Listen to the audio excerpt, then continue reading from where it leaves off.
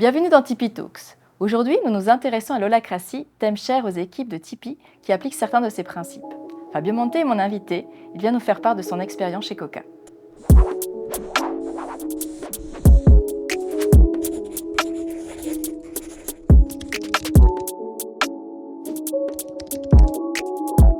Venant d'une entreprise qui est passée de quelques collaborateurs à près de 230 employés en plus de 15 ans, nécessite déjà une belle capacité d'adaptation.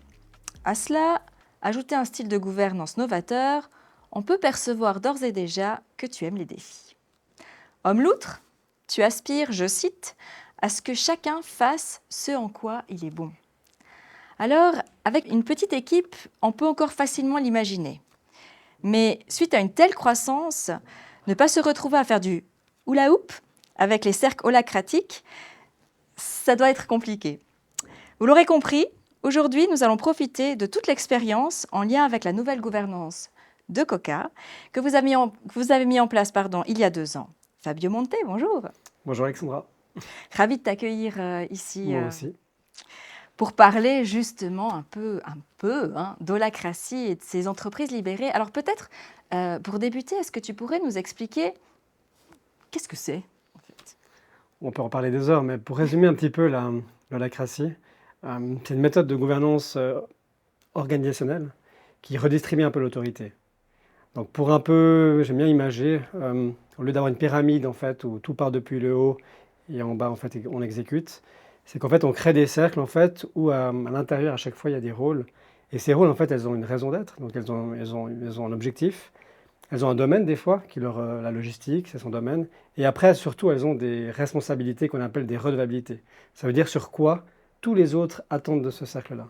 Et en fait, dès que tu es dans ce cercle-là, tu as vraiment la liberté de pouvoir décider les projets, mettre des actions, tant que tu suis vraiment un petit peu l'objectif de la société. Donc voilà un petit peu en quelques mots. D'accord, donc en fait c'est l'organisation même, si je puis dire, de Oui. l'organisation, Oui. ça devient un peu compliqué, mais enfin, c'est l'organisation même qui change par rapport à une organisation plus traditionnelle, ce serait ça? Exact, ouais, exact. C'est vraiment un côté où tu mets de la clarté aussi, ça met beaucoup de clarté aussi sur qui fait quoi, parce que souvent tu as une pyramide, donc on dessine un petit peu le haut, puis le en bas tu sais pas vraiment qui fait quoi, où là vraiment tous les rôles sont vraiment mappés, donc tu as vraiment un outil qui permet de pouvoir savoir quelle personne est sur quel rôle, et qui permet vraiment de pouvoir mettre de la clarté et des choses explicites, parce que souvent quand tu as un organigramme, tu le dessines une fois, et après 6 mois il y a des changements, et puis tu sais plus vraiment qui fait quoi, et là il y a des meetings, il y a des manières de revoir toujours l'organisation. Et l'organisation, on dit toujours qu'elle est vivante. C'est-à-dire qu'aujourd'hui, on doit vivre dans une agilité.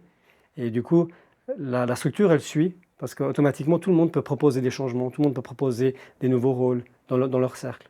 Donc ça permet vraiment d'avoir vraiment du un pour un par rapport à qu'est-ce qui se passe à l'intérieur et qu'est-ce qui se passe dans l'outil. D'accord, donc d'avoir une meilleure vision de la réalité en fait, Exactement. par rapport à un Ouais. organigramme standard qui finalement ne change pas Exactement. trop Ouais. souvent. Et puis par rapport alors tu parlais des rôles, Oui. c'est quoi ces rôles? Des rôles, en fait, c'est donc un rôle commençons le début, on commence à mapper un petit peu notre organisation. Automatiquement, on prend par le haut, on prend les personnes dirigeantes, puis on dit quelles sont les plus grandes tâches qu'il y a dans la boîte. Il y a une logistique, il y a un marketing, il y a de la finance, etc. Du coup, ça crée un peu un cercle. Et à l'intérieur des cercles, en fait, il y a plein de rôles. Pour la finance, tu as un rôle budget, tu as un rôle compta. Donc c'est vraiment, en fait, c'est vraiment pas les personnes, hein, parce qu'une personne peut avoir plusieurs rôles, et plusieurs personnes peuvent être dans un rôle, mais vraiment, en fait, c'est quoi les métiers principaux qu'il peut y avoir, hein, dans la structure et qui ont besoin d'être identifiés, qui ont besoin d'être clarifiés, pour que ça permette de pouvoir tout à chacun de savoir, OK, bah, quel rôle fonctionne dans la société. Donc c'est vraiment en fait tous les rôles, bien sûr qu'on pourrait, à un moment donné, quand il y a un peu de cette liberté, on a eu des rôles barbecue, des rôles j'amuse tout le monde, c'est sympa. Puis si vraiment il y a une personne qui est dédiée au barbecue chaque semaine, on en fait un. Mais le but, c'est quand même que ça soit nécessaire pour que ça crée de la clarté pour tout le monde. Et puis toi, tu sais que moi j'ai un besoin, je cherche la personne qui s'occupe des vidéos, je tape vidéo, puis je sais que Nathan s'occupe des vidéos, donc tu peux aller vers lui. Donc c'est tous les rôles qui ont besoin, ou les métiers qui ont besoin d'avoir de la clarté pour tout le monde, aux yeux de tout le monde. Surtout quand tu passes à 200 personnes, t'évites aussi les doublons, t'évites aussi les problématiques de qui fait quoi. D'accord, donc en fait, c'est un peu comme si on te collait une espèce d'étiquette en disant, toi, t'as ça, toi, t'as ça, toi, t'as ça, quoi. Exactement. C'est un peu ça. Mais le rôle a toujours à avoir une raison d'être. On dit toujours une raison d'être, plutôt c'est quoi son objectif, en fait? Ouais, donc Tu ne peux pas créer juste un rôle comme ça, dire même si je crée un rôle barbecue. Alors, ouais, j'allais dire voilà. du coup, Bah barbecue. voilà, peut-être mon rôle, c'est de pouvoir animer chaque vendredi Mhm. le repas de midi, en fait. Ouais. Et du coup, dès qu'il reçoit cette tâche-là, il ne peut plus l'enlever. Ça veut dire chaque vendredi, tout le monde attend qu'il fasse ça. Mhm. Après, sa responsabilité, peut-être, c'est d'inviter tout le monde, de nettoyer le barbecue. Mais c'est vrai que ça met vraiment c'est vraiment ce que les autres attendent de toi. C'est pas sur quoi tu es responsable, ça l'est aussi, mais je trouve que c'est beaucoup ce côté, vis-à-vis des autres, j'ai telle ou telle redevabilité. D'accord. Et du coup, c'est pas juste j'ai une redevabilité vis-à-vis de ma hiérarchie, mais j'ai une redevabilité autour de toutes les personnes qui ont besoin de moi. La finance a besoin de moi, le marketing. Donc, c'est vraiment pour créer aussi une sorte de fonctionnement entre les personnes qui travaillent dans la société, en fait. Alors, j'imagine que vous ne mettez pas les étiquettes dans le chapeau, si je peux dire, pour les rôles. Oui. Puis, allez, on tire au sort, et toi, tu as gagné. Ah, toi, tu as pris barbecue, si je reprends cet exemple. Comment vous les distribuez? Alors, c'est clair, pour les compétences techniques, je comprends bien, mais je veux dire, pas tout le monde est leader ou pas tout le Non. monde est chef. Donc, Là, tu viens un petit peu dans l'autre. Comment évolue le rôle de l'ancien manager, ouais, c'est un peu dirigeant, ça. au Ouais. rôle de leader? Le rôle du leader, on dit toujours qu'il est déshabillé. On en a créé parce que souvent, dans une organisation normale, le dirigeant, il fait la sélection des gens, le budget, les reviews des gens, toutes les décisions, etc. Et là, dans l'Incratie, on dit que la personne qui est leader d'un set, donc prenons là, moi je suis le leader du cercle Coca, donc je suis arrivé, et du coup, automatiquement, j'ai trois premiers rôles, de définir quel leader je mets dans chacun des cercles qui sont sous moi. Donc en finance, je mets lui, etc. Le plus gros travail qu'on doit faire, maintenant on est une petite équipe, c'est quoi la vision Coca? Et ça, c'était un gros travail parce que quand on était un petit peu en méthode agile, un petit peu, comme je te disais avant en introduction, on a une idée, on y va. Quand tu es 200 personnes, tu dois pouvoir montrer un peu le cap. Parce qu'automatiquement, tu ne décides plus la petite décision micro. Tu dois laisser les gens le faire, mais pour être sûr que les gens vont dans la bonne direction, tu dois mettre, moi j'aime bien cette image de phare, pour que tout le monde aille dans le même phare. Le phare peut bouger, parce que le but c'est que chaque 6 mois, on revoit si le phare est bien placé, parce qu'aujourd'hui, tu ne sais pas ce qui va se passer dans 6 mois. Donc, mais malgré tout, c'est vraiment cette responsabilité.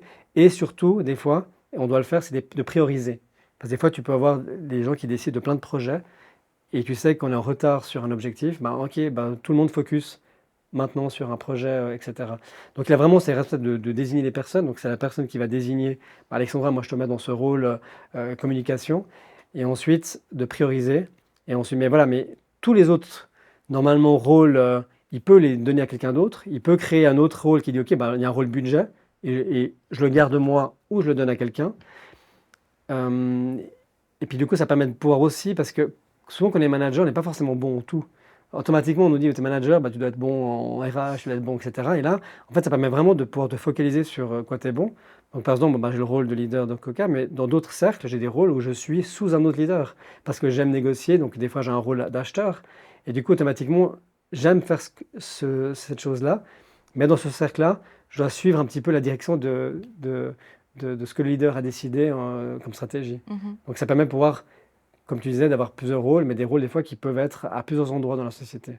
D'accord. Et par rapport alors à ces rôles, justement, ils sont toujours dévolus, enfin c'est quand même toujours lié à l'aspect management, ou est-ce que ça peut être aussi, par exemple, avec la logistique? J'invente. Donc un rôle n'est pas forcément lié à une position de management, c'est vraiment D'accord. Par exemple, je prends en logistique, j'ai un exemple qui est assez... En logistique, c'est clair qu'il y a des rôles, mais c'est clair que, par exemple, il y a une chaîne d'expédition, puis il y a 10 personnes qui ont le rôle chaîne d'expédition, avec quelles sont leurs redevabilités, ils doivent contrôler la marchandise, etc.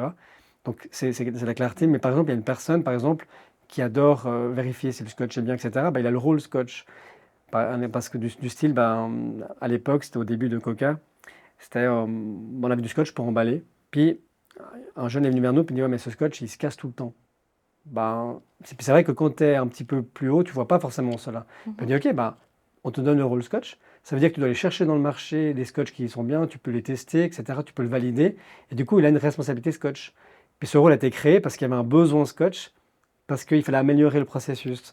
Donc dès qu'il y a un élément qui tient sur la durée, pas un mini-projet où j'ai besoin d'une personne pour pour une conférence ou pour un podcast, mais vraiment quand ça tient sur la durée, d'avoir un rôle, ça permet d'avoir de la clarté, puis surtout, ça donne la liberté à la personne de faire évoluer son métier. Maintenant, il garde un peu un œil sur les scotch, il va des fois à des foires pour voir les différentes évolutions. C'est un petit exemple, mais c'est pour montrer un petit peu qu'un rôle permet de responsabiliser quelqu'un, même pour un rôle qui paraît peut-être pas important. Mais c'est vrai qu'aujourd'hui, si on a un scotch qui colle bien plus rapidement, voilà, tu gagnes du temps et tout le monde fonctionne bien. Et la personne surtout, sa frustration de dire, OK, le scotch casse tout le temps, il a proposé de gérer le scotch, puis automatiquement, sa tension, on parle un petit peu, elle peut être positive ou négative, mais la négative, il a une manière de la résoudre. Parce que tout le monde, quand tu es dans un cercle logistique, par exemple, toutes les personnes dedans, durant les séances de gouvernance, peut proposer. C'est pas le leader qui dit OK, je pense qu'il faut un rôle scotch. Tout le monde a la même voix. Il n'y a pas une qui a plus de l'autre. Le leader il peut mettre une priorité sur un domaine, mais tout le monde peut venir avec une tension. Tout le monde peut proposer un rôle. Tout le monde peut proposer un changement. Et après, grâce à l'intelligence collective, tout le monde se concerte. Donc tout le monde a le droit un petit peu. Mais à la fin, la personne, si elle pense qu'elle fait du positif pour ce que la société veut, elle peut le créer en fait. Donc ça évite un petit peu ce côté où dans des structures, où même nous on l'a vécu, on a commencé, c'est l'équipe digitale qui a beaucoup poussé un peu ces méthodes agiles. Et au début, elle travaillait avec la méthode Scrum. La méthode Scrum, c'est des processus de 2 semaines où tu regardes un petit peu la roadmap des projets, puis tu remets. Puis il y a une séance qui s'appelle la review. Et à l'époque, c'était chaque 2 semaines, quand tu avais fini un sprint, donc un sprint de 2 semaines, tu faisais un peu le retour. Et les gens mettaient les tickets verts pour tout ce qui a été bien et les tickets rouges pour tout ce qui est compliqué, qui va moins bien. Du coup, on a un petit peu intégré partout. Mais en fait, on réalisait que quand on faisait cette séance, tu avais les tickets verts, on en avait 10, les tickets rouges, on en avait des centaines. Et en fait, c'est plein de problématiques que les gens sortent et sortent. Et l'holacratie, moi, ce que j'aime bien, parce qu'il y a la gouvernance, mais il y a aussi les outils qu'on utilise. Tu ne peux pas venir en fait à une séance avec une plainte. J'adore, moi, c'est toujours cette question, c'est quel est ton besoin? Donc, quand on a une séance, on a le leader, on a tous les autres rôles, et on a 2 rôles qui sont élus. C'est le facilitateur, ça a l'air un peu barge, hein. Mais il y a le facilitateur et un scribe, un secrétaire. Et le facilitateur, il n'a pas un rôle particulier, mais son rôle à lui, c'est que toi, tu viens Alexandra avec une tension, il va tout faire pour que ta tension soit réglée. Alors bien sûr, tu peux utiliser les avis de tout le monde, etc. Mais à la fin, il va revenir vers toi, il va dire Alexandra, est-ce que ta tension est OK? Tu veux prendre une action? Tu veux donner une action à quelqu'un? Et ça permet vraiment d'éviter des fois dans des meetings où tu as quelqu'un qui parle beaucoup, qui parle bien, ou souvent le chef. Souvent à l'époque, le chef, quand il faisait des séances, il s'occupait de l'organiser, s'occupait de l'animer. Il prenait souvent la décision finale. Ouais. Et du coup, tu avais des personnes peut-être introverties qui n'osaient pas. Et là, le facilitateur, en fait, ne regarde pas qui est leader ou pas. C'est Alexandra, tu viens, tu as une proposition, tu as une action, tu as une demande. Ça dure 1 heure, puis tout le monde doit t'écouter. Tu peux demander une action, tu peux demander un avis aussi. Mais à la fin, c'est quel est ton besoin? Tu veux mettre en place une action pour que Fabio l'apprenne? Tu veux créer un projet? Et ça, c'est des séances tactiques, on appelle ça. C'est les séances qui gèrent l'organisation. Et c'est vrai que du coup, ça permet vraiment à tout à chacun de ne pas pouvoir rester dans son coin avec son problème. Il n'a pas d'excuse, il ne peut pas dire « Ah, ça ne va pas, ça ne va pas, ça ne va pas ». Mais il a vraiment l'opportunité de venir et de proposer, échanger, et surtout à la fin, voilà, on dit toujours qu'une tension, c'est l'écart entre la réalité et la projection que tu peux avoir sur un projet ou une action. Et du coup, le but, c'est que la tension elle devienne droite. Ouais. Encore une fois, ça ne marche pas toujours. Il y a des personnes qui, dans un rôle de leader, des fois, ont repris un peu ce rôle de management, de manager, tu vois. C'est les vieux plis. Tu ne peux pas enlever 30 ans. Il y a des gens qui ont 30 ans d'expérience et qui ont toujours connu le même modèle. Et du coup, on a des coachs. On forme beaucoup de gens à l'interne, puis on a un petit pool de coachs qui aident, qui accompagnent aussi. Le processus. Plus, on a une boîte externe qui nous ont intégrés, en fait. Ouais. Alors, en fait, si j'ai bien compris, ce que ça apporte, c'est que finalement, les personnes, les collaboratrices et les collaborateurs peuvent plus tellement faire les passagers clandestins et aller un peu dans de la paresse sociale, ou en tout cas de se cacher. Ils sont actifs, ils n'ont pas tellement le choix, en fait, ils sont mis en lumière. Oui. Donc, s'ils ont un problème, c'est aussi de leur responsabilité, finalement, soit apporter une solution, soit à solliciter en fait le reste du groupe. Et puis ils ont une proposition, ils ont un effort de proposition qui est possible. Justement, ils peuvent amener des choses et faire remonter des problématiques ou des idées de suggestions, etc. Donc ils sont plus sollicités que on va Oui, dire dans une entreprise plus traditionnelle. complètement. Après, je trouve intéressant, c'est que dans d'autres sociétés, souvent, tu as plein d'idées, mais tu n'oses pas forcément les amener parce que tu es sûr que ça passera pas, c'est pas la priorité. Et là, c'est vrai, là, encore une fois, c'est pas forcément, ça marche pas tout le temps. Mais c'est vrai que les gens sont beaucoup plus. Bah, déjà, ils viennent avec des propositions qu'ils ont déjà analysées, peut-être, parce ils ont regardé est-ce que ça fait du sens par rapport à mon cercle, est-ce que ça fait du sens par rapport à l'organisation. Puis souvent, ils savent que s'ils l'amènent, c'est qu'il y a des bonnes chances de passer. Donc, automatiquement, tu as une motivation supplémentaire que quand tu as une idée dans ton coin, puis peut-être que tu en parles à quelqu'un, puis peut-être elle peut apparaître, parce que tu vas voir la bonne personne. Et c'est ce qui fonctionnait au début. Au début, Coca, on était 10, une bande de potes. Donc, toutes les idées passaient parce qu'on on faisait un apéro, on discutait, on y allait. Puis c'est vrai que quand tu grandis, bah, tu vois que certains n'osent pas forcément donner des avis, donner des projets, parce que c'est pas leur. Ils disent, ok, mais qu'est-ce qu'il va me dire, Fabio, il va rigoler. Alors que là, il sait qu'il a un format, il a analysé son projet ou son idée, il l'a peut-être partagé avec d'autres. Puis du coup, quand il l'amène positivement parce qu'il sait qu'il aura le temps pour pouvoir la poser.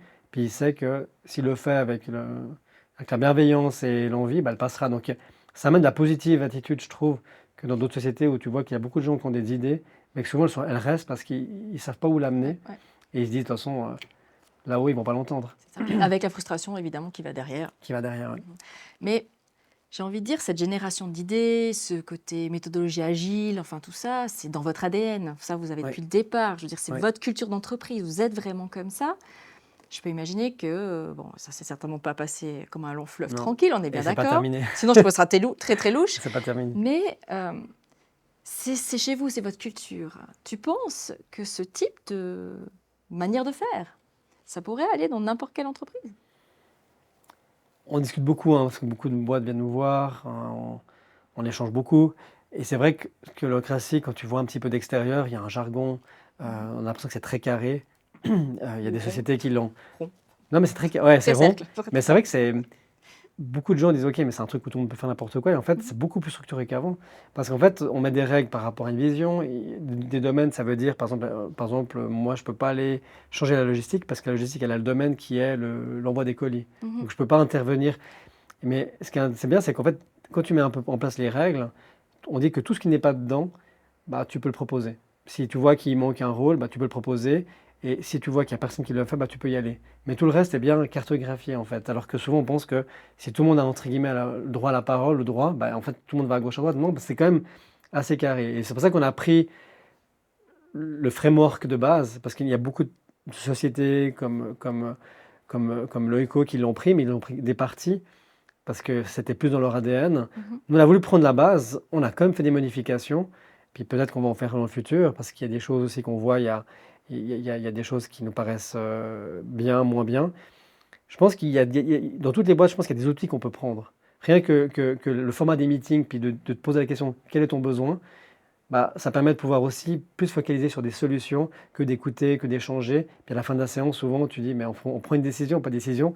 Et là, on a un format, un outil avec un agenda qui t'explique. Et du coup, je pense qu'il y a quand même des outils que tu peux répliquer dans toutes les sociétés. Après, c'est clair que on a été formé à Paris à l'époque.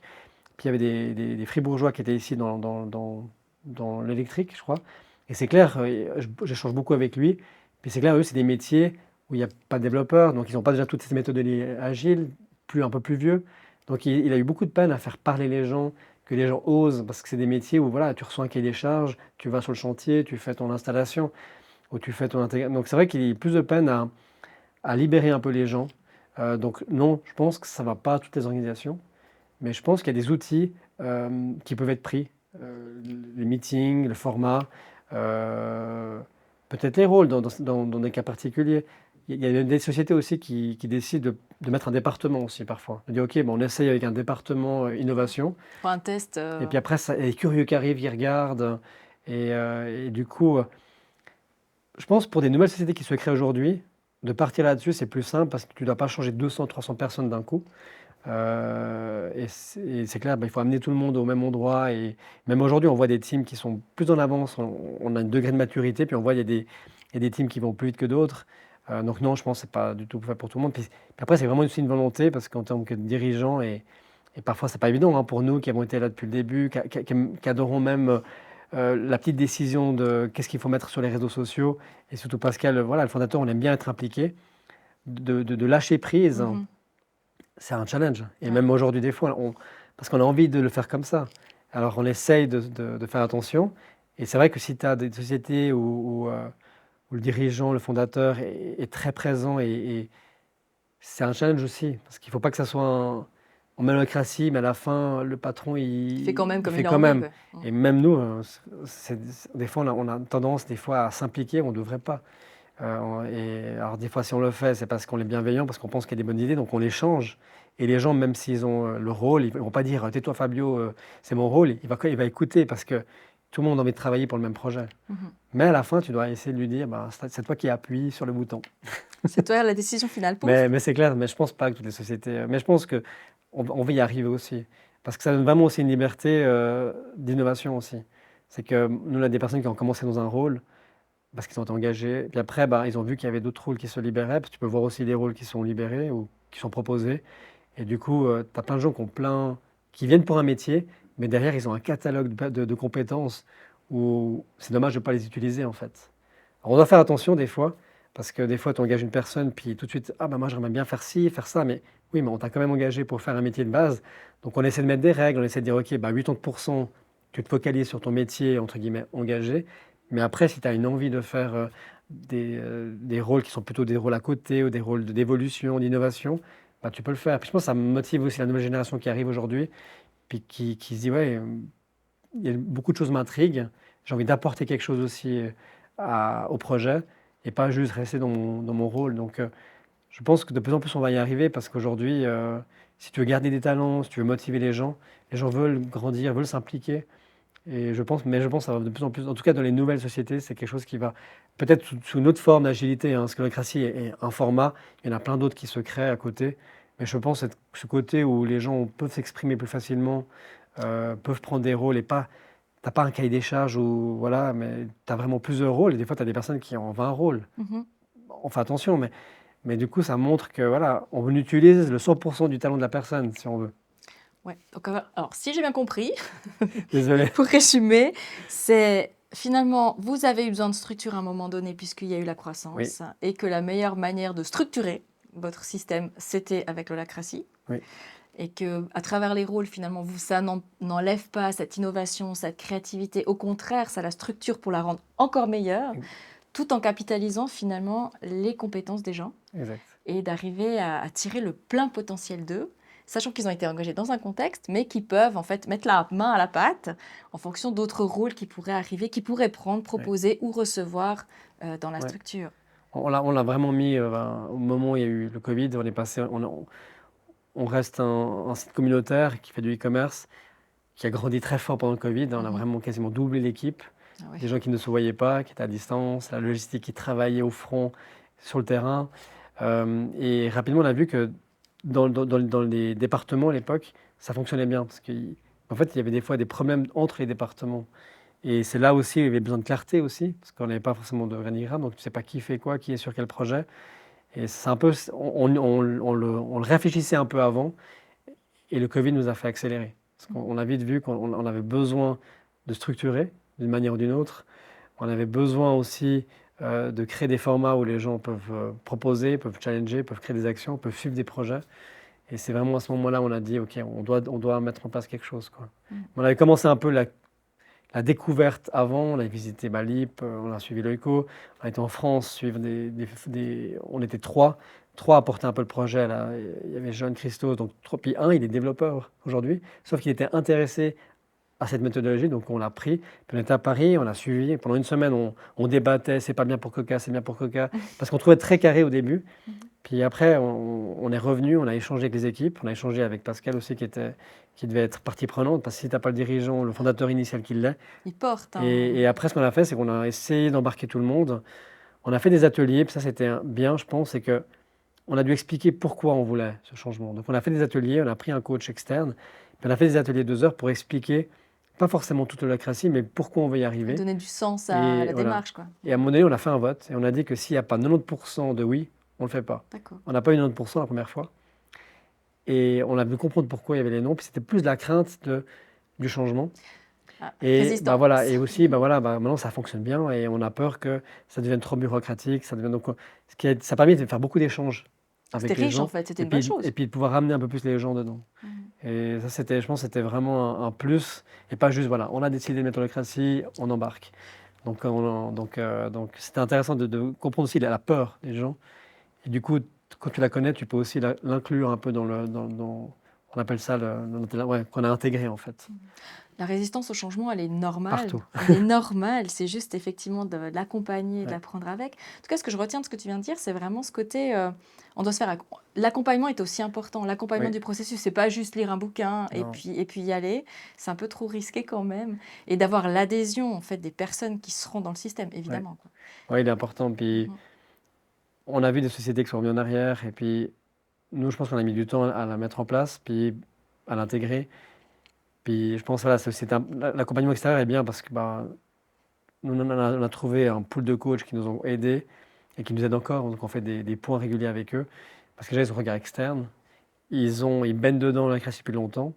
Donc des fois évangélisés, mais voilà, mais ils ont compris aussi qui on est, ils ont compris les gens, puis ils ont pu l'adapter aussi un peu aux À personnes qui votre sont là, système, ouais, ouais. à notre système.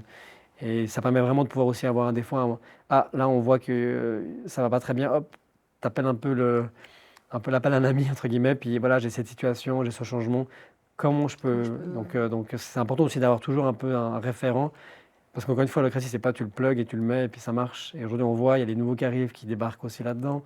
Il y a des problématiques des fois où l'émotionnel sort du truc, donc les gens reprennent des anciens fonctionnements. Ancien pli. On s'implie et puis c'est l'humain. Ouais, c'est normal. Souvent on nous dit ouais mais on a des soucis on a des soucis maintenant. Et puis je dis mais ce souci il a apparu maintenant ou mais c'est vrai que le création des jours c'est un miroir, comment on essaie de mapper tout. Mais en fait tu vois des problèmes qui tu pensais ne pas avoir avant mais ils sont là mais en fait ils ont toujours été C'est là. dangereux, ouais. Sauf que le miroir te montre. Et un Mhm. exemple que j'ai souvent c'est qu'au début on a dû dessiner, on était les 6-7 un peu dirigeants, puis on a dû dessiner Coca en fait avec des cercles. Ok, on a fait un grand cercle, ok, puis on a dû mettre ok les rôles. Et plusieurs, on n'a pas dessiné de la même manière. Donc même entre guillemets, des personnes qui se voient tout le temps, qui ont normalement la famille, ont dessiné l'organisation de manière différente. Et du coup, ça crée une tension. Mais est-ce que cette tension était avant? Oui, parce que déjà avant, on avait une perception de l'organisation différente, sauf que là, on a dû la dessiner, puis on l'a dessinée vraiment différemment. Ça crée une discussion, ça crée des échanges, et puis du coup, après, tu maps en échangeant un peu avec les autres. Donc c'est drôle des fois de voir que tout le monde pense qu'on est en accord, puis quand tu essaies de l'expliciter, en fait, Et voilà. Et je pense que tu l'as besoin, sinon, c'est-à-dire qu'il y a un dysfonctionnement, puis qu'à un moment donné, les gens vont pas au même endroit ou pas de la même manière. Mhm. Mais tu vois, c'est super intéressant parce que déjà, ça, c'est un exercice que n'importe quelle équipe managériale dans une entreprise devrait faire régulièrement pour s'assurer, est-ce qu'on a toujours la même vision, est-ce qu'on est toujours aligné, est-ce qu'on est toujours dans la même Ouais. direction, les mêmes valeurs, etc. On part du présupposé, parce qu'on évolue tous, hein, d'une certaine manière, on part du présupposé, pardon, qu'en fait, on évolue tous dans la même direction, peut-être pas forcément. Et du coup, d'avoir ces outils, ça permet de faire un pas de côté, de se dire je me pose maintenant, d'aller vérifier. Ouais. Et parce que sinon, c'est vrai que souvent, on est pris par Oui. le tumulte quotidien et puis on n'a pas le temps. Ouais, puis souvent, même nous, encore une fois, on est loin d'être encore à 100% bien. On parle de vision. C'est souvent aussi de réussir aussi à expliquer la vision aux autres cercles. Puis voilà, puis il y a vraiment ce phénomène voilà, les gens veulent comprendre aussi où tu veux aller, ils ont besoin de mettre du sens en fait dans leur Mhm. quotidien.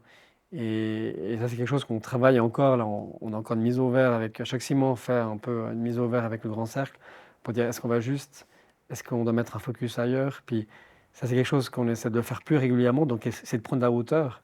C'est souvent dur parce que nous, on aimait bien, comme on parle au début, le court terme. Demain, on fait quoi? Demain, on fait quoi? Demain, on fait quoi? Ah, Et là, on a besoin des fois de dire, OK, on recule un petit peu, où on veut dans 6 mois. C'est dur, hein?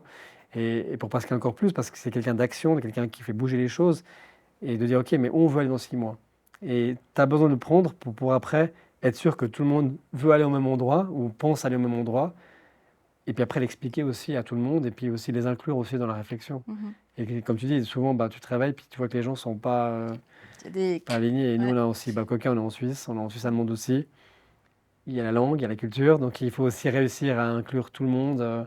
Il y a les anciens, il y a les nouveaux, pas forcément les nouveaux jeunes, mais les nouveaux qui débarquent et les anciens qui ont connu le coca de 6 personnes. et de réussir toujours à aligner, ça c'est... Il y a beaucoup d'humains aussi, hein, donc il y a aussi un rôle très, très ressources humaines ou de discussion, de compréhension, d'accompagnement ouais, c'est une structure humaine, hein, c'est vivant. Et puis c'est votre ADN, c'est votre culture d'entreprise. Vous êtes comme ça. Vous le vendez comme ça, vous le montrez comme ça. Ça fait partie de vous. Je veux Oui. dire, on n'est pas dans une structure. En fait, il n'y a pas d'humain, j'imagine. On ne parle pas de sa vie privée, enfin ce genre de choses. Ben, techniquement, on n'a pas de brevet, techniquement, on n'a pas de licence. Donc, ce qui fait Coca aujourd'hui est l'humain qui est dedans. Ouais, Donc, tu dois capitaliser dessus et tu Ouais. dois toujours enrichir. Ouais. Mais j'imagine quand même, il y a de la résistance au changement. Certaines personnes, on peut quand même les prendre avec. Je pense que c'est quand même pas possible de prendre tout le monde. Est-ce que vous avez eu beaucoup de personnes qui ont décidé, avec la mise en place, non, mais en fait, moi, je me retrouve plus dans la direction où on va, ou pas? Parce que comme c'est dans votre Ouais. ADN, peut-être moins, quoi. Les départs, on en a tout le temps.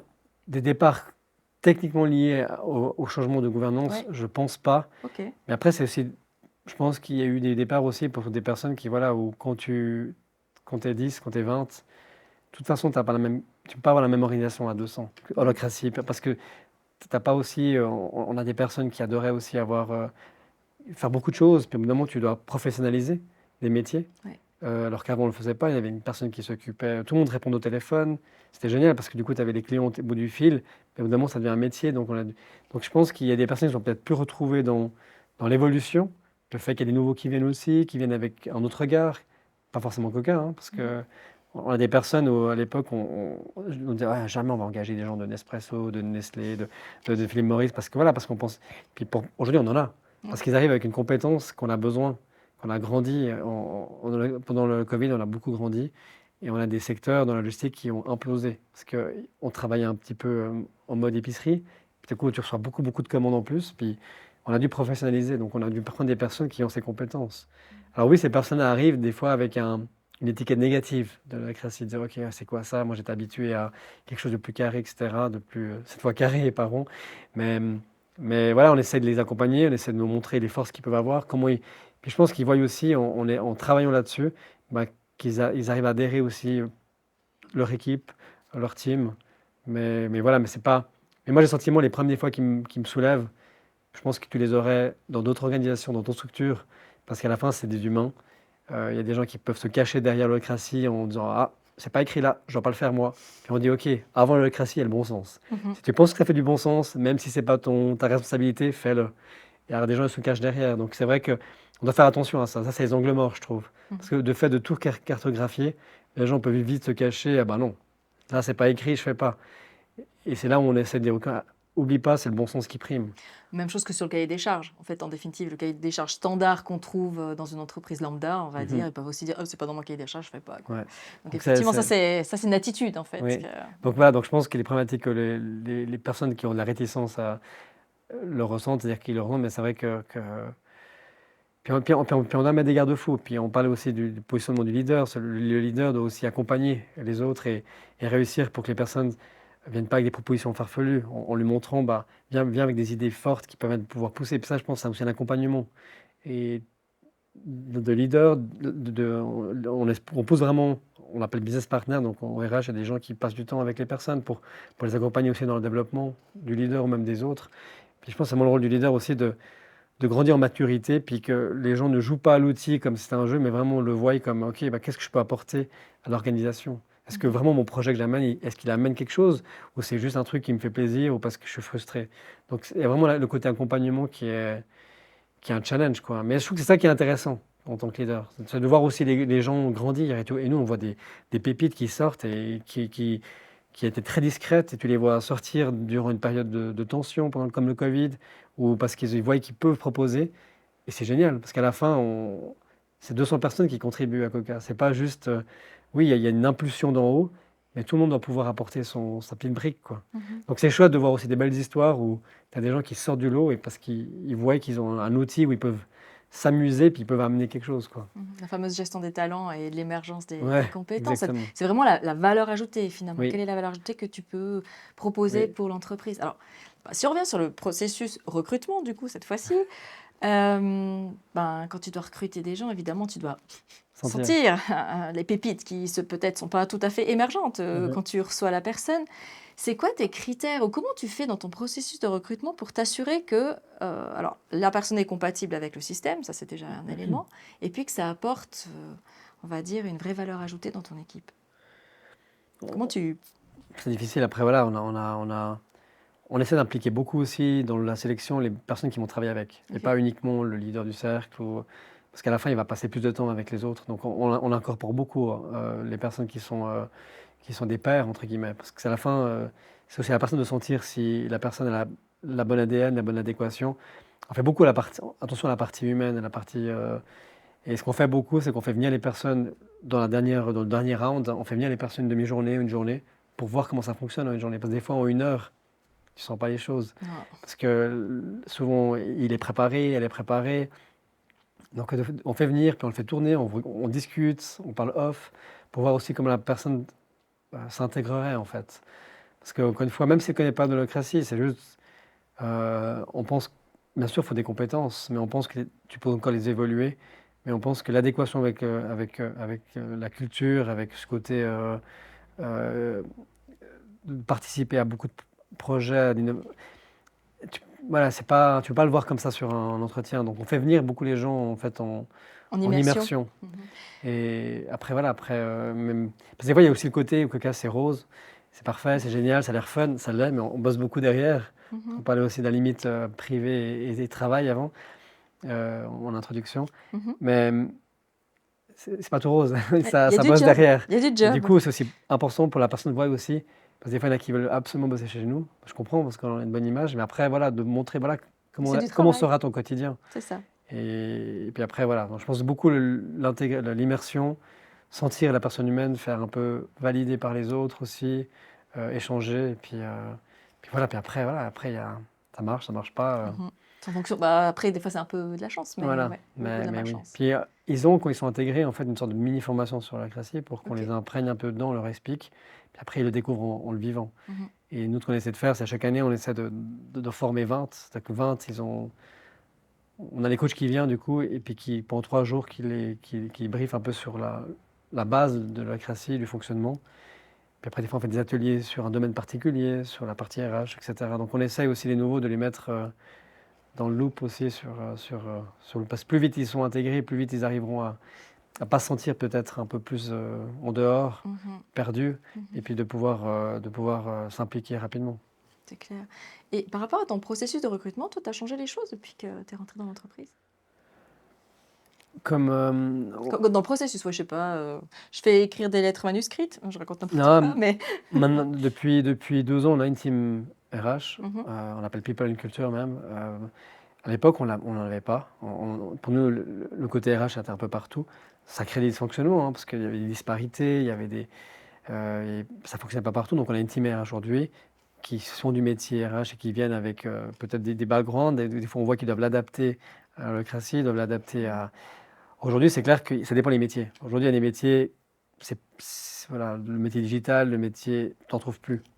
T'en trouves plus du tout. Donc on essaye maintenant de mettre beaucoup plus l'accent sur, on appelle ça un peu d'employer branding, c'est-à-dire sur LinkedIn, on essaie de raconter un peu Coca, on essaie de rentrer un peu dans des réseaux qui ne connaissent pas forcément Coca, où il y a des talents, pour expliquer un petit peu Coca, pour les dénicher. Donc il y a vraiment des métiers aujourd'hui où c'est pas des personnes qui sont sur JobUp ou qui sont sur une phase de recrutement. Donc il y a un côté de mettre en avant davantage nos forces, l'holacratie, pour essayer de déranger des gens qui sont dans une position pour les faire venir. Alors qu'avant, peut-être, on postait, puis on attendait que ça vienne, on avait 200 candidatures, puis on choisissait. Donc on sent qu'il y a vraiment un besoin dans certains métiers de mettre plus en avant tout ce qui se passe derrière Coca, et pas uniquement le côté fun, mais les conditions, les avantages, les forces, l'holacratie, comment ça fonctionne, pour titiller un peu des personnes qui ne sont pas forcément en recherche d'un emploi aujourd'hui. Faire du marketing garage, quoi. Voilà, donc on fait un peu plus on essaie de le faire de manière... pour moi, c'est important toujours la transparence et pas qu'on parte dans du marketing trop poussé, etc. Ouais. Puis, mais j'ai vu ça, Ouais. mais non, donc on essaie d'être toujours, comme on a toujours été, un peu transparent sur nos valeurs, puis de pas survendre en fait. On préfère dire ok, mais on est obligé d'aller titiller les gens, parce qu'aujourd'hui, il y a des métiers très difficiles, donc tout ce qui est tech, tout ce qui est digital, mais même d'autres métiers, on voit dénicher des talents, C'est chaud. on a beaucoup de chercheurs de pépites, donc les personnes qui vont chercher des offres, c'est un challenge. Puis comme on se développe en Suisse allemande, bah, en Romandie, on a un capital sympathique et fort. En Suisse allemande, on n'est pas encore très connu. Et là, il faut aller plus loin, il faut vraiment aller vendre le projet Coca, la dynamique derrière, montrer que le fondateur est toujours présent, que ce n'est pas une boîte, qu'il y a des investisseurs qui veulent absolument. Donc il y a vraiment ce travail de employer branding à faire, quoi. Donc tu dois le faire aujourd'hui. Tu ne peux pas juste envoyer une annonce et attendre que ça tombe, quoi. Après, les postulations, nous on aime bien. On a plein de gens qui des fois envoient des trucs drôles. Une fois, on a reçu un CV sur une bouteille de Coca. Voilà, donc voilà, il y en a qui ont fait. Donc ça, on aime bien parce que du coup, ça montre aussi la spontanéité et la créativité de la personne. Oui, c'est clair. Donc voilà. Ouais. Et à ton avis, est-ce que tu as l'impression justement que cette holacratie, c'est un atout en fait par rapport à attirer des gens ou pas forcément? Ou au contraire, ça peut peut-être dire plutôt oula, ce machin, ça me fait peur, je vais surtout pas aller là-bas. À première vue, j'ai l'impression que c'est sexy parce que Ok. c'est innovant, c'est nouveau, ça intrigue beaucoup de personnes. Ça donne une image où en fait tu as plus de liberté dans ton métier, ça donne une image où tu peux plus participer en fait, et même pour d'autres rôles. Peut-être ça peut freiner certains talents qui ont une longue expérience dans d'autres domaines plutôt classiques. Et c'est vrai que j'ai eu plusieurs discussions avec des personnes qu'on a engagées pour des rôles à responsabilité qui sont curieux, mais qui avaient peut-être peur de ne pas comprendre tout de suite. Donc c'est plutôt parce qu'ils ne comprennent pas assez bien que j'ai peur. D'accord. Donc c'est plus l'envie de comprendre vraiment comment ça fonctionne derrière, comment ça fonctionne au quotidien en fait. Mhm. Donc, mais l'attirance, je pense, on l'a. Après, c'est difficile à dire entre la culture Coca, l'image, peut-être le capital sympathique qu'on a, si c'est un tout à mon avis. Mais je pense que ça intrigue beaucoup. Euh, je pense que ça attire beaucoup de curiosité. Le titillant Mais un durant peu les comme ça. entretiens, souvent, il y a un peu de crainte sur mais est-ce que je vais m'adapter? Est-ce que je vais vite comprendre? Est-ce que je vais m'intégrer? Mhm. Parce qu'il y a peut-être des fois un petit côté sectaire aussi. Parce que c'est vrai que des fois, quand tu lis beaucoup d'articles sur la création, il y a le jargon. Donc il y a beaucoup de crainte dans les questions, mais beaucoup de curiosité. En fait, tu dois presque faire un glossaire d'abord pour Ouais. comprendre le système et puis après venir. Donc surtout, souvent, ils viennent, ils ont lu des articles, ils ont lu beaucoup de choses, puis ils viennent avec une liste de questions, presque plus de questions sur la gouvernance que sur leur métier. C'est drôle. mais ouais. Mhm. D'accord. Et puis, dans ces méthodologies, il y a la culture du feedback Oui. qui est importante. Alors, comment vous implémentez cette culture du feedback? Il y a la feedback métier, la feedback one-to-one, tu dis plutôt. Toi, tu plutôt la feedback. Les deux. Allez, allons sur les deux. C'est feedback métier au projet, grâce un peu à ces séances, tout le monde peut venir apporter un point, tout le monde peut venir présenter, tout le monde peut venir donner son feedback. Mais c'est clair que ça reste quelque chose. Nous, on essaie beaucoup aussi. Donc, on a une séance par semaine de gestion d'action, de tactique, puis une par mois gouvernance. Et des fois, on a le sentiment que les gens attendent ce meeting-là pour dire un point. Et souvent, durant ce meeting, tu réalises qu'en fait, on est 10, et en fait, le point est adressé à une autre personne. Est-ce qu'on pousse et dit, OK, mais pourquoi tu attends une semaine? C'est-à-dire que pendant une semaine, tu avais un feedback à donner à une personne, et tu attends. Aujourd'hui, même s'il y a des cercles, des fois, c'est un peu le défaut de l'outil, c'est que ça paraît comme des cercles qui sont impénétrables. Aujourd'hui, tout le monde peut aller voir un rôle, même s'il est dans un cercle. Le cercle, c'est juste parce qu'il a l'objectif de ce cercle-là, d'améliorer les délais de livraison, etc. Mais à la fin, les rôles à l'intérieur, tu peux inviter à un meeting une personne à un autre rôle, tu peux aller voir directement un rôle. Donc on pousse vraiment les gens à dire, OK, mais va directement voir la personne. Attends pas une semaine et déranger 10 personnes pour un sujet. Et il y a même des sociétés, j'avais lu un article en France, qui n'ont plus de séance parce qu'ils arrivent à tout régler off. C'est-à-dire qu'ils arrivent à dire, OK, moi j'ai une question avec Alexandra, je vais la voir, tu attends pour un café, j'ai eu ce problème-là, qu'est-ce qu'on peut faire ensemble? Donc on pousse de plus en plus les gens à avoir le feedback direct, puis à éviter aussi des fois à venir aussi pour juste raconter à tout le monde qu'il y a un problème. Donc on essaie vraiment que les gens aient vraiment du one-to-one dans le feedback. Et pour l'aspect plutôt humain, ça c'est quelque chose qu'on réfléchit beaucoup parce qu'on réalise que dans certains cercles, le leader veut faire ce rôle de feedback parce que ça se passe comme ça, ils ont une maturité, un moyenne d'âge plus haut, donc ils sont habitués là. Donc il y a une personne qui s'occupe des feedbacks des personnes en direct. Et dans d'autres cercles, ils ont créé un rôle qui s'appelle reviewer, où en fait, c'est 5 personnes. Et toi, tu peux choisir une ou deux personnes qui va te donner un feedback. Mhm. Et c'est ça qui est bien, c'est que chaque cercle peut automatiquement, c'est pas imposé qu'il y a une personne qui va faire ta review, mais tout le monde peut, chaque leader peut dire, OK, ben, chez nous, comme on a envie que tout le monde partage son avis, ben, on crée un rôle et on met 4-5 personnes, et la personne qui va se faire un peu reviewer, Voilà, ben, il peut choisir en fait, challenger, oui. il peut choisir peut-être une personne, puis l'autre, elle sera imposée. Et du coup, ça laisse une liberté parce qu'on voit qu'il n'y a pas tout le monde qui aime la même manière. Il y en a qui aiment bien les 360, il y en a qui aiment bien le côté, ben, j'ai travaillé avec lui, donc je veux son Je veux le feedback. feedback Voilà. spécifique et tout. Donc on laisse une liberté. Le seul élément, c'est que, et ça c'est la team People and Culture qui doit, chaque année, elle doit recevoir un peu un rapport Ok. du leader. Mais qui l'a construit, qui l'a Comment fait? il l'a fait, à Ouais. quel moment? Ça, on C'est pas laisse. l'entretien Ouais. l'entretien d'évaluation une fois par année avec les Voilà. objectifs, ça Et ça, on a ira. essayé parce qu'il y a eu à un moment donné ce côté où la team People Culture est venue un peu avec son schéma classique. C'est le leader, fait sa review, et Voilà. ça crée un peu un clash. On dit, OK, mais nous, on est en classique, et du coup, on dit, OK, ben, on a un petit peu changé. Et oui, le leader doit remonter l'information officiellement. Mais après, comment elle est recherchée, comment elle est remontée, ben ça, C'est le cercle, il l'équipe peut s'organiser. voilà, Ouais. qui s'autogère, Voilà. quoi. Ce que je constate, c'est que il y a une vraie nécessité d'arriver à se mettre en position méta et de réfléchir sur qu'est-ce qui est en train de se... Un peu comme si tu prends l'hélicoptère, finalement, puis tu analyses. OK, il se passe quoi, etc. Donc ça, c'est intéressant. Mais par conséquent, j'imagine quand même que tout n'a pas été parfait. Non. T'as pas toujours tout a tout bien fonctionné. Vous avez sans doute fait des erreurs. Quel truc tu pourrais me donner si d'un coup, moi, je décide, ben, allez, hop, j'y vais, ça m'a titillé, j'ai été regarder un petit peu des outils, j'ai compris, là, et je vais prendre des coachs. Mais c'est quoi, en fait, les points d'achoppement? C'était beaucoup l'intégration. Après, pas tout est rose maintenant encore, dans le sens où on a beaucoup à évoluer, on a beaucoup à apprendre. On doit se challenger tout le temps, on doit faire attention. Mais pour moi, les plus grandes erreurs, parce qu'il y en avait pas mal, mais une des plus grandes erreurs, c'est qu'au début, qu'on a dû un petit peu dessiner tout ça, on a créé un peu une autre vision de comment on voit. Et des fois, tu dis comment j'aimerais que ça soit. Ouais. Et tu dois essayer de dire non, comment c'est aujourd'hui. Puis après, tu dois laisser le système avec les sens de gouvernance, que ça se crée en fait. Et souvent, quand tu crées un organigramme, tu as souvent tendance à dire, OK, moi j'aimerais qu'on fasse comme ça, j'aimerais qu'on fasse comme ça. Mais en fait, c'est pas la photo du moment. Et c'est vraiment de dire, OK, c'est quoi le moment maintenant? Comment ça fonctionne aujourd'hui? Et justement, si tu poses le schéma sur la table, après, c'est là où ça va créer et c'est là où ça va évoluer. Alors au début, j'ai peut-être voulu, pour certains rôles, pas l'imposer, mais mettre aussi, voilà, je mets telle ou telle personne. Et puis, je ne l'ai pas forcément formulé pourquoi je l'ai fait aux personnes. Et les personnes se sont senties peut-être offusquées par rapport à qu'est-ce qu'elles faisaient avant, en fait. Avant l'holocratie, peut-être elles faisaient des choses que je voyais, peut-être je ne voyais pas tout. Puis du coup, ils se sont sentis presque un peu blessés. Parce que je dis, OK, mais en fait, tu ne me mets pas dans ce rôle-là alors que je le fais, en fait. Donc c'était vraiment ce côté de dire, OK, j'ai de dessiner, mais de m'arrêter de ce que je vois. Puis après, laisser les personnes qui sont dans ces rôles-là, continuer en fait le dessin.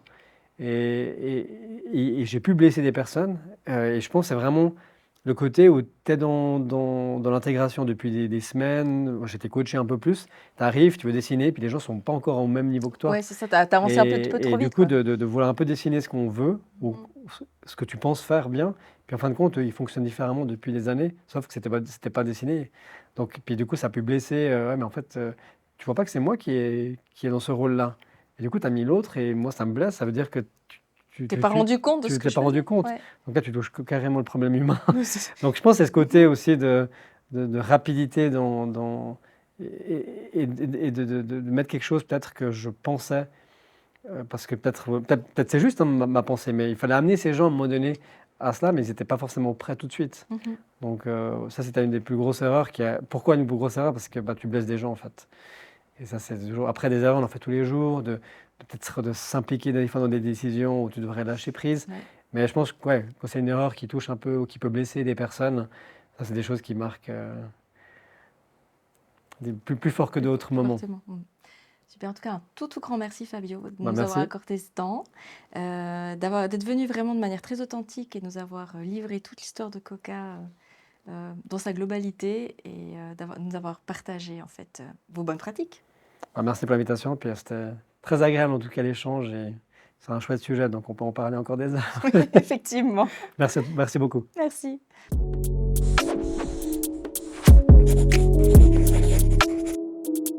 Vous avez apprécié le podcast Tipeee Talks? Alors n'oubliez pas de nous soutenir en vous abonnant ou en le partageant autour de vous.